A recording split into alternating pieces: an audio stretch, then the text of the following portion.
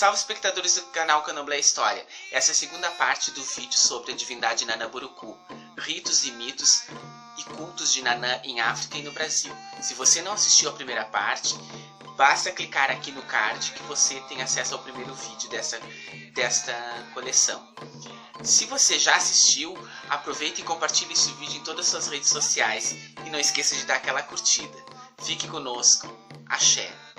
E Oyaba Kemilo, Oluodo Xalá, E Oluodo, Iê, Oluodo Xalá.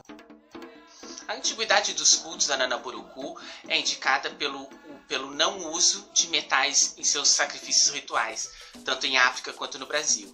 Isso pressupõe que seu culto é tão antigo que ela pertenceu aos grupos de caçadores e coletores anteriores à Idade do Ferro. Nesse sentido, os mitos de Nanã-Borucu e Obaluayê falam muito sobre as disputas dessas divindades com Ogum, ao qual estas divindades se recusam a utilizar o ferro e os metais em suas liturgias.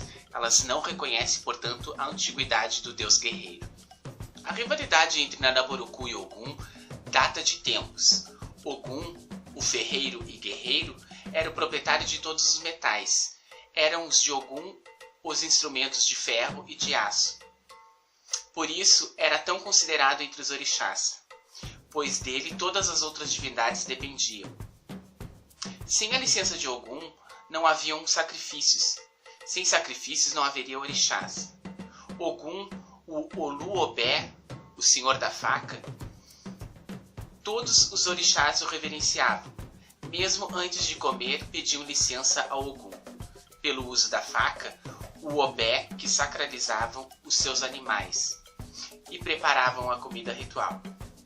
Contrariada com essa precedência a Ogum, Nanã disse que não precisava de Ogum para nada, pois julgava-se mais importante que ele por ser mais velha.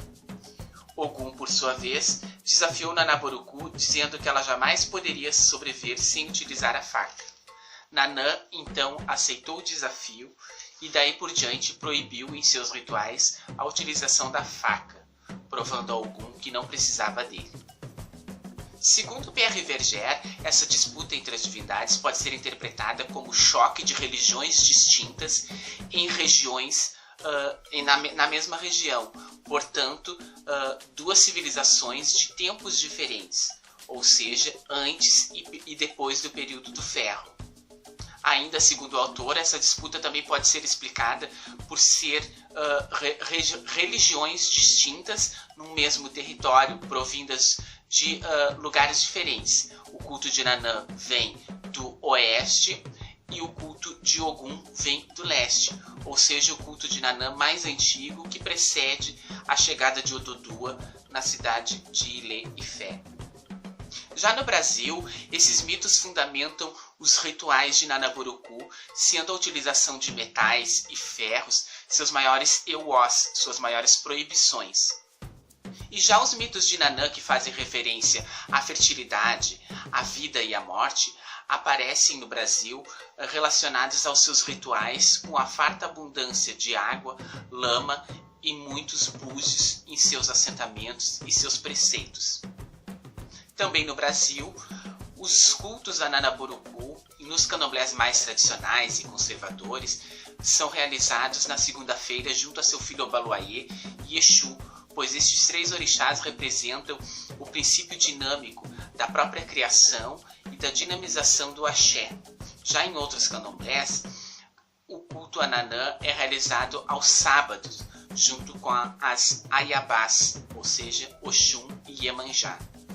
Além disso, também no Brasil, as cores dedicadas a Nanã-Borucu também variam muito, sendo o azul escuro e branco em alguns candomblés, sobretudo os mais tradicionais, e o lilás e branco em outros. Ambas as cores simbolizam a relação de Nanã com a fertilidade e com a dualidade vida e morte. Em muitos terreiros do Brasil, a utilização das cores preta e roxo são euós para as filhas de Nanã-Borucu. E por falar em filhas de Nanã-Borucu, é importante frisar que no Brasil Esta divindade só é feita em cabeças femininas, sendo proibida a iniciação de homens para Nanamburucu. Raros casos acontecem de um homem ser iniciado ou confirmado enquanto Ogã para esta divindade.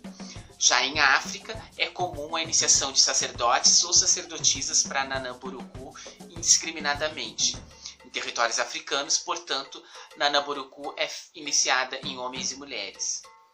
No ritual do Olubagé, ao qual iremos falar sobre ele nos próximos vídeos, Nanamburucu é aquela que se serve primeiro, e também é aquela que encerra o ritual juntamente com seu filho, Obaluaê. Tanto no Brasil quanto em África, as comidas rituais de Nanã são o acaçá, o feijão preto, a canjica, o icuru, o acarajé e o abará. Nanamburucu é considerado um orixá quente e por isso suas comidas, seus assentamentos, seus rituais são regados a muito azeite de dendê. E por isso a importância e a necessidade também de utilizarmos mel para apaziguar a vozinha. No Brasil, há um preceito que diz que só aqueles com muitos anos de iniciados podem iniciar e cultuar Nanamburucu, pois envolve muitos mistérios e muitos segredos que não é qualquer pessoa, alguém que recém iniciou-se ou recém começou no candomblé, que pode participar ou até mesmo cultuar Nanamburucu. Nanamburucu é um orixá muito melindroso de ser cultuado, pois é um orixá que não é muito chegado a grandes sacrifícios e grandes quantidades de egé. Além disso, seus assentamentos e suas insígnias têm que estar sempre muito limpas, regadas a bastante mel, dendê e água, pois quando estão sujos atraem energias muito pesadas, pois Nanamburucu está sempre envolta e carregada de eguns, pois é a representatividade da ancestralidade. Por tudo que Nanã representa, no Brasil ela é chamada de Yayá, vovó. Seus cultos, seus mistérios fazem com que um ditado seja muito comum nos candomblés brasileiros. Se não sabe mexer com Nanã, não mexa, pois é muito perigoso. E assim, em todos os candomblés brasileiros, Nanamburucu é saudada carinhosamente, pois ela representa orixás do grande mistério da vida. Ela representa a supremacia ancestral. Portanto, deve-se ter muito cuidado tanto ao cultuá-la e até mesmo ao mencionar o seu próprio nome. Nessa perspectiva, nos candomblés não existem tantas filhas de Nanã. É raro as iniciações de Nanamburucu, justamente pelo que falamos, mas sobretudo por ser um orixá muito melindroso. Portanto, há muitos casos que quando alguém chega num terreiro e Nanã se manifesta, esta pessoa só é iniciada com a ajuda dos mais antigos. Os mais novos jamais poderão iniciar aleatoriamente uma Nanamburucu.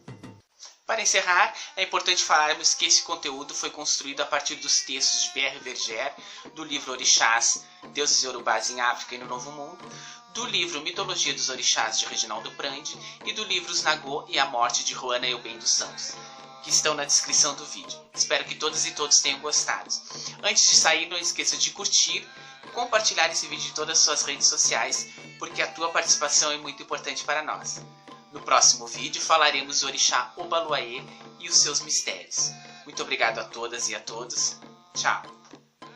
E Oyaba Kemilo, Oluodo Xalá. E Oluodo, Iê, Oluodo Xalá.